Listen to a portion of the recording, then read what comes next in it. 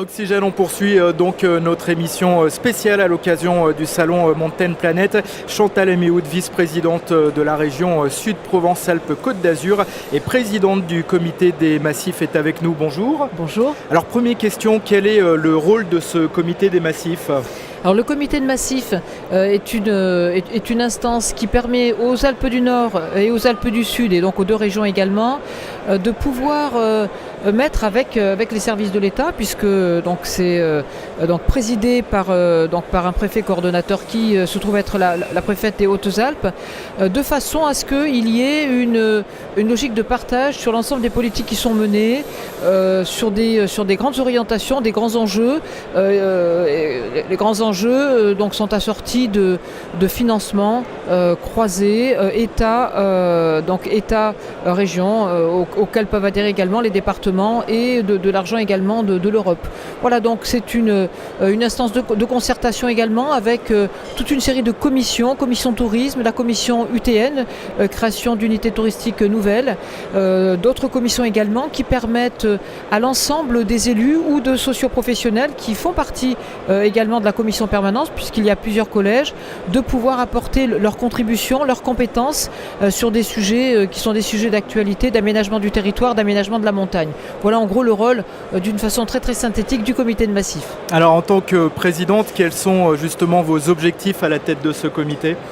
Alors mes objectifs sont de relancer le travail du comité de massif autour d'une rencontre et d'une forte concertation avec l'ensemble des acteurs qui composent la commission permanente, qui composent également les différentes commissions. J'évoquais la commission tourisme, la commission produits de montagne, la commission urbanisme avec les unités touristiques nouvelles, de façon à ce qu'on puisse croiser nos points de vue, relancer aussi cette économie de montagne à laquelle on est tant attaché, dont on sait de toute façon que l'économie de montagne est l'une des dimensions essentielles de notre tourisme et de la création d'emplois. Donc la montagne doit continuer à vivre, à poursuivre son développement tout en respectant la dimension environnementale dont on a besoin et à laquelle nous sommes tous très attachés.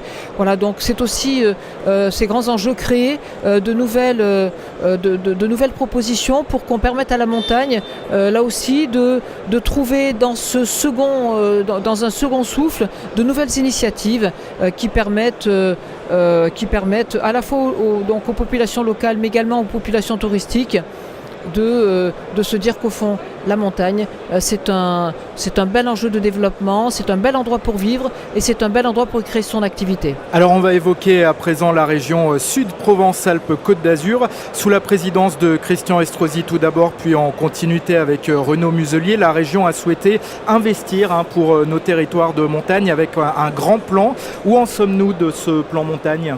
Alors c'est un plan qui avance beaucoup. Rappel sur ce plan, nous avons décidé avec Christian Estrosi d'abord et puis Renaud Muselier maintenant, qui préside aux destinées de la région Sud Provence-Alpes-Côte d'Azur, de positionner la montagne comme l'une des priorités. Priorité pour les trois départements alpins, 04, 05, 06, mais également un bout du Vaucluse puisqu'il y a une station au niveau du Ventoux, avec un grand plan de modernisation de nos stations, puisqu'on y consacre 50 millions d'euros dans les 5 ans qui viennent. On en a déjà dépensé un peu plus de 20. D'accord. Donc on poursuit évidemment et on sait où vont aller ces 10 millions d'euros. Ils sont globalement répartis. Parallèlement à ces 50 millions d'euros qui permettent aux stations de se moderniser au niveau remontée mécanique, création de neige de culture, pistes, etc. C'est ce qu'on appelle la Smart Station, la Smart Mountain plus précisément, et la Smart Région. Nous investissons pour les deux départements alpins des Alpes d'Haute-Provence et des Hautes-Alpes 100 millions d'euros pour le désenclavement numérique, ce qui est une somme quand même très importante. 100 millions d'euros pour amener la fibre optique ou le très haut débit.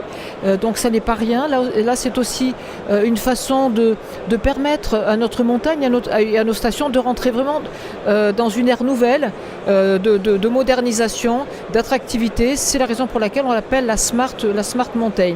Et puis 100 millions d'euros également qui sont apportés dans le cadre des espaces valléens.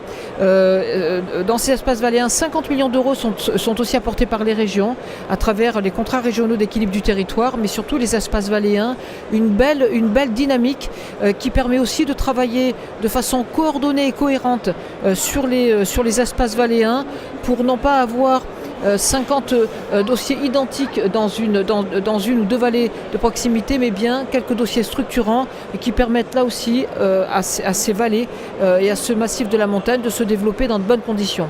Pour terminer, Chantal Éméhoud, vous qui êtes élue des Hautes-Alpes et donc plus généralement des Alpes du Sud, ici sur le salon, les deux Savoies, l'Isère sont très présentes. Comment donner une place plus importante et une plus grande reconnaissance aux Alpes du Sud ? Alors ça se fait progressivement. C'est aussi le sens de l'action de la région au niveau de nos stations, puisque longtemps, les Alpes du Sud ont été considérées un peu comme les parents pauvres de la montagne des Alpes, alors qu'elles ont la chance d'avoir un enneigement de grande qualité, des altitudes qui sont très élevées. Et d'ailleurs, ces stations sont souvent très bien enneigées. Il fallait une volonté politique notamment de la région. Aujourd'hui, cette volonté politique, elle est réelle. C'est la raison pour laquelle je suis là aujourd'hui. C'est la première fois que je viens en tant que vice-présidente de la région. Voilà, donc je suis là. Ça signifie que dans 2 ans, on sera donc présent et d'une façon encore plus accrue. Et je suis également allée à Chambéry. Pour le salon Alpipro, voilà, donc, où les Hautes-Alpes étaient très présentes. Absolument, mais la région Provence-Alpes-Côte d'Azur progressivement aussi. Voilà, donc tout ça ne peut pas se faire du jour au lendemain, donc on le fait. Et je crois que la présence ici de la région à travers moi et les choix politiques qui sont faits au sein de la région Sud Provence-Alpes-Côte d'Azur traduisent incontestablement cette volonté de se positionner à un très bon niveau de compétitivité et d'attractivité. Merci beaucoup, donc Chantal Éméhoud. On va se retrouver dans quelques minutes avec un nouvel invité, toujours ici à l'occasion du salon Mountain Planet à Grenoble.